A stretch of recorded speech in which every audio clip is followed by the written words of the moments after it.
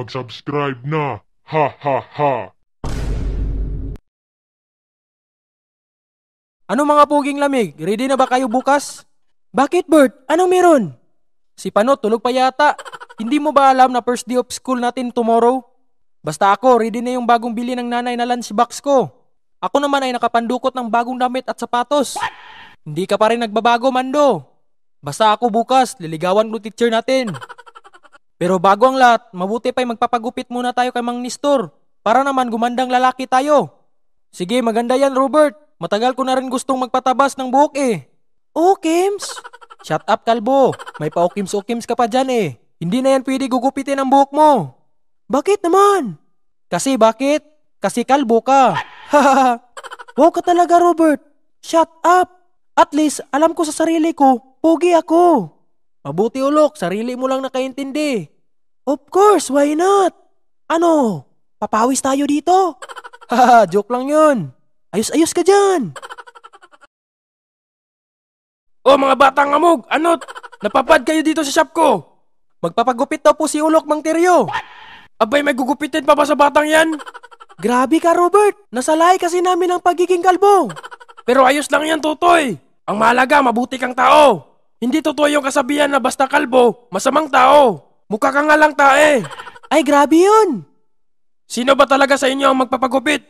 Ako po talaga, Mang Teryo. Hahaha. O siya, umupo ka na rito. Oo nga pala. Kilala niyo ba si Boy Dila? Sino yun, Mang Teryo? Si Boy Dila yung viral sa piyesta ng San Juan. Ah, opo, kilala namin yun. Napapanood namin yun sa FB eh. Bakit po? Kano-ano mo po si Boy Dila? Kaibigan ko yun. Pero mabait naman yun. Dati nasubrahan talaga sa kakahit-hit ng katol. Sana magbago na siya. Ano palang gagawin ko dito sa buhok mo, Totoy? Ayusin mo lang, Mang Teryo. Eh, pasaan ba kayo at kayo'y nagpapaayos ng buhok? May pasok na po kasi kami bukas. Abay, maganda yan. At nagpupursige kayo sa pag-aaral. Ikaw ba, Mang Teryo? Kamusta ka nung nag-aaral ka pa? Ako'y simple pogi lang noon. Ako'y estudyante pa.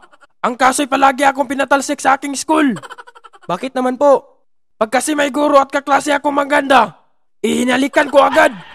Naku, mapapatalsik ka nga niyan. Ang kapal kasi ng mukha mo, Mang Teryo. Sa pangit mong yan, magawa mo pang mangalik.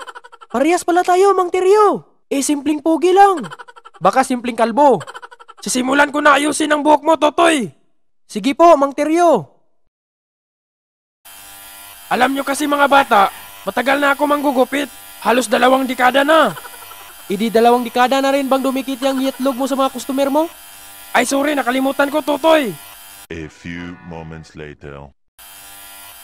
Nako, Manong. Yung yagbuls mo dumidikit na naman sa siko ko. Nako, Robert. Trip ka yata ni Mang Teryo ah. Oo nga, Bert. Mukhang hindi na mahilig si Manong sa magaganda. Mahilig na yata siya sa mga puging lamig. Manong, isang digit pa niyang itlog mo sa akin. Pipitikin ko yan. Ay, wag naman. Mahapdi yan. A few moments later. Yun, tapos na si Manong. Ang pogi mo ngayon, Bert. Pwede ka na maging model ng simento. Kaya pala kaibigan mo si Boy Dila. Kasi ikaw si Boy Digit.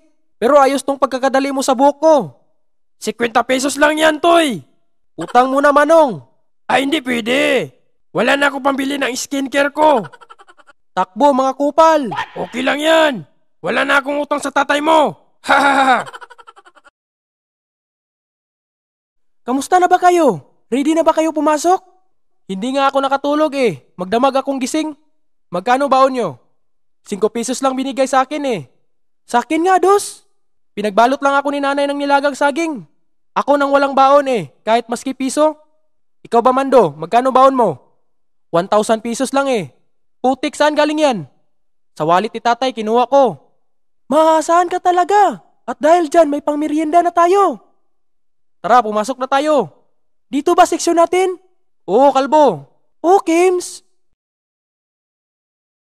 Teka, bakit 5 pa lang tayo nandito? Siyempre, kapag pogi, laging maagap. Baka wala pa sila, kasi late sila.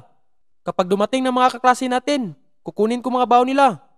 Ako maghahanap agad ng chicks para may maiuwi na ako tagahugas ng pinggan. Good morning mga bata ng amog. Ako nga pala si Mr. Flipax. At Miss Maria naman sa gabi. Ako'y mahilig sa pritong itlog sa umaga at pritong hotdog naman sa gabi. Ako naman po si Robert Batong Bakal, ang pinakamatapang na tao sa aming barangay, pero tuwing gabi nga lang. Ako naman po si Ulok alias Panot. Dati po akong may buhok, pero nung umihip ang malakas na hangin, bigla pong nilipad. Ako naman po si Mandurukot alias Supot. Isa po akong mabuting bata dahil tinulungan ko pong kunin ang mga pira ng ibang tao. Ako si Tygax, wala po akong apelyido dahil sabi ng tatay ko, nasimot lang ako sa basurahan pero hindi yun totoo dahil pugi ako. At ako naman si Sagbutan, you can call me Kangkong dahil gusto ko palutang-lutang lang. Teka sir, bakit po wala pa mga kaklase namin? Anong kaklase? Kayo lang estudyante ko kasi bagsak kayo nung pasukan. Kaya andito kayo ngayon dahil kailangan nyo mag-summer class. Mga pasaway kasi kayo at puro kayo cutting classes. Kaya hindi kayo pumasa. Magagaling naman po kami. Magagaling nga kayo kasi 10 taon na kayo dito hindi nakakagraduate. Sinusulit kasi namin yung mga araw nag-aaral pa kami. Ay basta. Sana ngayon summer class makapasa na kayo at sawang-sawa na ako sa pagmumukha niyong 5. Anong pag-aaralan po ba natin ngayon? Today we are going to discuss about history. So my first question, sino ang ating pambansang bayani? Wow, ang active niyong lahat. Okay, sige Ulok. Sino ang pambansang bayani natin? Si Zilong po, tsaka si Mia. Walang iya ka. Sino yun? Yung sa Emil po. Yung Heroes Never Failed. Mali. Puro kasi kayo Emil. Sino pa ba kasi? Ang ating pambansang bayani ay si Dr. Jose Rizal. Alam mo naman pala sir. Bakit mo pa tinanong sa amin? Abay bastos ka. Ay opo sir, naalala ko na po si Dr. Jose Rizal. Aba mausay Tygax. Sino siya? Si Dr. Jose Rizal po, yung kaibigan ng tatay ko. Palagi niyang kainuman yun Ay lalo ka na palang kupal. Anong kainuman? Sige, ito na lang. Ano ang kanyang buong pangalan?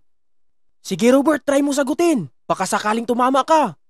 Ang buong pangalan ni Jose Rizal ay si Jose Mendoza Pogi. Ha? Sino yun?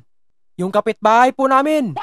Pambira talaga kayo. Wala man lang akong maayos na estudyante dito. At least mga pogi kami. Sige, ito na lang. Ano ang ibig sabihin ng KKK? Si Ulok po yan, sir. Bakit si Ulok? Kasi po, kalbo, kinis, kintab. Magsitigil kayo. Mga pasaway talaga kayo. Ano po bang ibig sabihin ng KKK? Ang ibig sabihin ng KKK ay kataas-taasang kagalang-galangang katipunan anak ng bayan. Wow, ang haba pala. Sino ang supremo ng KKK? Ako, sir. Bagay ako dyan. Mali. Si Kuya Berting po, yung nagpapatay sa scatter. Hahaha. Grabe talaga kayo. Ang pinuno ng KKK ay si Andres Bonifacio. Ay akala ko si Mang Berting Hahaha. Grabe kayo talaga. Parang puputi agad buhok ko sa inyo Akala ko mga kalbo Hahaha. O siya, sige ito na lang. Baka alam nyo na ito. Ano ang pambansang hayop ng Pilipinas? Ikaw po, sir. Hoy, mukha ba akong hayop? Medyo po. Hahaha. Ang pambansang hayop natin ay nagsisimula sa K. Kalapate? Malaki ito. Malaking kalapate? Malaki ito at maitim. Malaking itim na kalapate? Yan ang bubunak nyo talagang 5. Kalabaw lang ang sagot. Kailan pa naging pambansang hayop ang kalapate? Ay, kalabaw pala. Pinalitan na pala. Hahaha. Sige, magsimple math na lang tayo. Baka sakaling marunong kayo. Ay, magaling ako dyan, sir. Favorite subject ko yan Sige, Ulok. Ito ang tanong. Kung ako ay may 10 saging at kinuha ko ang 3 saging ni Robert at 2 naman kay Mando, mayroon akong katawan, sir. Mayroon kang taglay sa katawan. Bakit naman katawan ang sagot mo? Kasi sir, may 10 saging ka na. Tapos kukunin mo pa yung kay Robert at kay Mando. May point ka naman. Pointless nga lang. Nice ka naman, sir. Nice list nga lang. Oo nga pala, may meeting ako ngayon. Mabilis lang naman. Kailangan kong umalis. Hintayin niyo ako dito, wag muna kayong aalis Wala na si sir. Ano pala gagawin natin? Nabuburing na nga ako dito Gusto ko na umuwi. Yung manok ni tatay hindi ko pa napapatuka Ikaw ba sagbutan? Ako gusto ko maging gulay. Pambihira ka talaga. Ano, arat na? Saan? Takas na. Hahaha. Teka sa mga bata dyan. Huwag niyong gagayahin to Gawain lamang ito ng mga puging profesional na katulad namin. Gina ba? Arat, takbo! A few moments later. Hello class, nagbabalik na ako. Kasi wala daw pasok ngayon. What? Sana naman yun galing yung 5. Hay nako, mga pasaway talaga. Kaya kayo dyan mga bata, huwag niyong gayahin itong video na to. Dapat mag-aral kayo ng mabuti para maganda yung kinabukasan nyo. mag-subscribe na! Ha, ha, ha! Walang iyang bata ka? Ano tong laman ng bag mo? Naku na, hindi ako naglagay niyan. Baka si Mando naglagay niyan. Pinagtripan ako yata. Manda ka sa akin, ano? Pumapasok ka ba sa school? Oo naman, Nay. Pumasok ako sa school. Nakinig ka ba? Siyempre, Nay. Nag-aral ako eh. Sige nga, 1 plus 1. 11, Nay, kasi walang equal. Kumplituhin mo naman. Walang iyang bata ka. Manda ka sa akin.